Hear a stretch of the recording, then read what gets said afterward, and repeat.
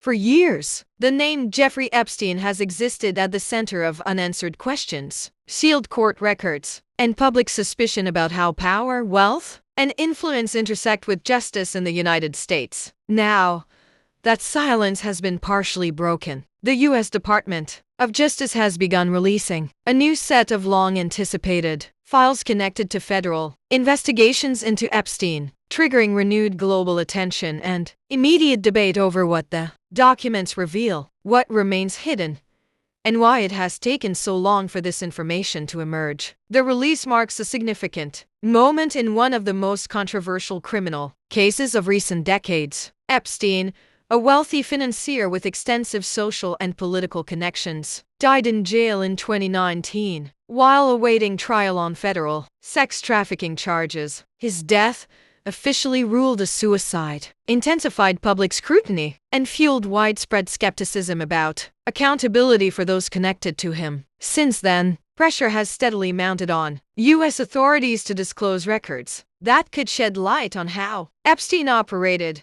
who had access to him, and whether others enabled or benefited from his crimes. According to reporting by BBC News and other international outlets, the newly released materials come from Justice Department archives and law enforcement files tied to past investigations. Officials describe the disclosure as part of a broader effort toward transparency, responding to legal demands, congressional pressure, and years of public interest. The documents include investigative records, internal communications, and supporting materials that were previously unavailable to the public, although officials stress that the release is not comprehensive. From the moment news of the disclosure broke, reaction was swift. Lawmakers, legal experts, victims' advocates, and members of the public began examining what the files might confirm or contradict about the official narrative surrounding Epstein's activities and the handling of his case. Social media platforms and newsrooms quickly filled with analysis, speculation,